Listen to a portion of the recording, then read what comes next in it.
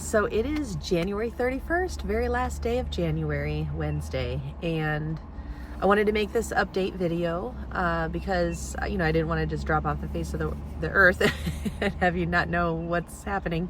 I was very late on starting a new cycle, and it finally showed up at like 22 DPO, something like that.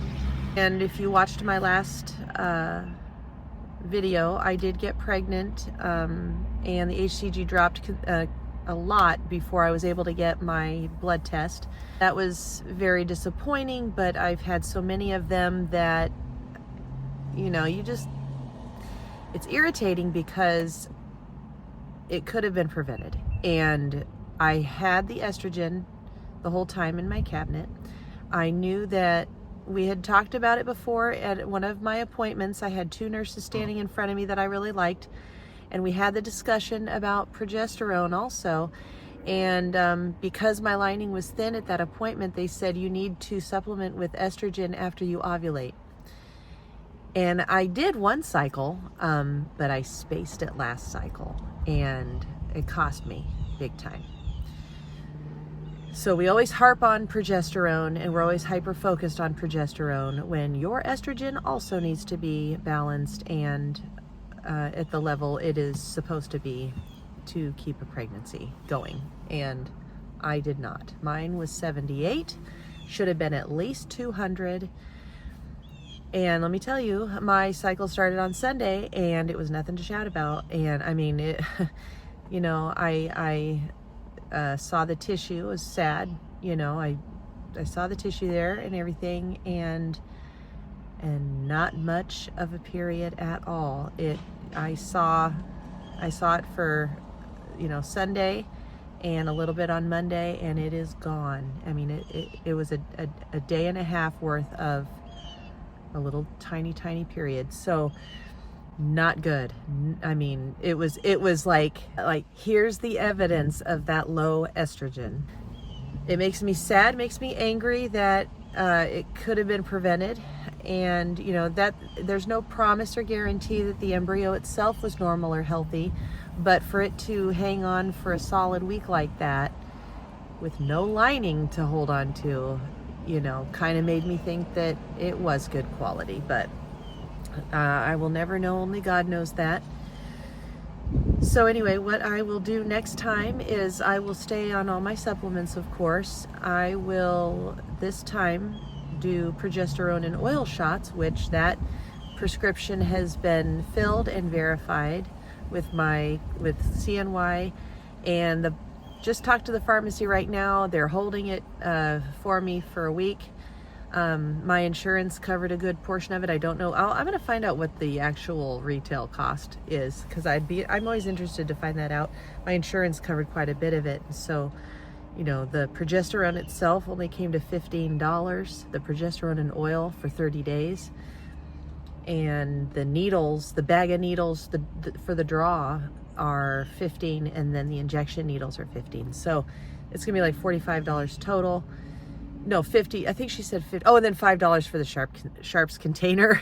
So, which I'm going to go ahead and take the Sharps container, even though I can throw away all my Sharps here at work if I want to. They don't have a problem with that. I've asked my office manager. She has no problem with me throwing away my needles in our Sharps containers.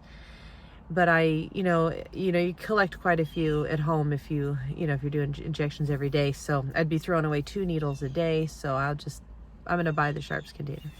And then I can take the whole Sharps container and throw it away in our large container here at work. So that's at least convenient that way. And estrogen. I have a ton of estrogen at home, and so after I ovulate next week, I will start the estrogen pills, one in the morning, one at night. On 7 DPO, I will get a blood draw from my clinic, from CNY, to check my estrogen level and my progesterone level. So hopefully the progesterone and oil, I hope I get the hang of it. I'm a little nervous about doing that injection. And then on top of that, I'm probably going to do a suppository in the morning and at night in addition to, and just see what my level is on 7 DPO to make sure that I'm at the right dosage or if, you know, if my body's receiving it and using it and everything looks good. And of course, I'll be able to have my estrogen taken at that point too, to make sure that my estrogen is good, or if I need to up my estrogen dosage also. I'm excited and I cannot wait for next week. Basically what I'm going to do, I'm on letrozole 10 milligrams. I started the letrozole on Monday, so my last dose is this Friday, February 2nd. So last cycle, it happened that I ovulated, I think on the 3rd day after the last pill.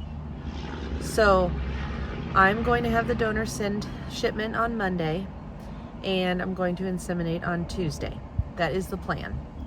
And that way, if I'm ovulating at that time, that's perfect. If I ovulate on Wednesday or Thursday or Friday, that still works too, because his sperm are probably going to live at least for 5 days inside me. 1 day is lost because of shipping. So by the time they get to me and in me, they are 1 day old. So I only have 4 days with them after that. But that's okay, I'm fine with that. I'm excited about it. I'm sad and irritated about last cycle, but I learned some things, and I will not be at death's door this time. I mean, I was so sick through that whole testing week, you know, and I was getting pharmacy notifications on my phone that I needed to refill my estrogen prescription. How's that for, you know, wake up, you're low on estrogen, and we're, you know, it's like God's texting me to take my estrogen. And, you know, and I didn't figure that out until it was too late. So anyway, it is important to have your hormones monitored for you not to waste time. You know, all of this takes so much time and energy and planning. You know, you don't want to make those kinds of mistakes. I made a big mistake, and I completely forgot about estrogen. You know, it's all progesterone, and I completely forgot about estrogen. So, you know, progesterone isn't always the problem. I'm doing well. I'm excited. Like I said, I cannot wait for next week. I want to get going on this. I want to try again as fast as I possibly can. It was weird having a 1.5 day period. Like, that was just so bad. That was really bad. But, you know, along with all the fertility foods that I'm eating and natural lining boosters, you know, vitamin E and selenium, you know, zinc. I'm taking quite a few supplements, the alpha lipoic acid, CoQ10, 3 times a day. I did add the royal jelly. I was taking that before. I added parsley, like real parsley. I'm putting that in my... See, I can't remember why I was taking parsley.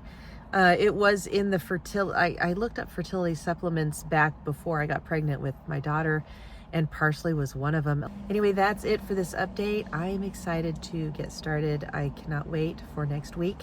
Like I said, I will get a blood test on 7-DPO to make sure.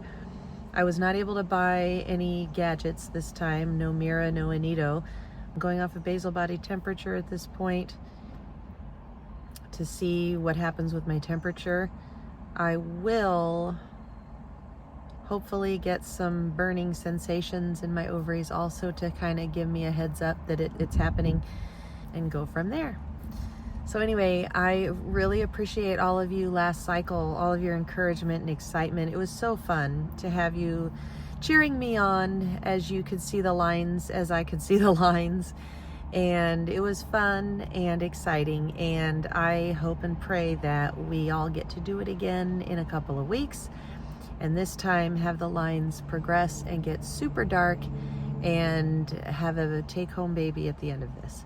I hope you're all doing well, and I want to hear from you. Let me know what you're doing, where you are, and what's going on with you, and I will see you at the ovulation outcome video.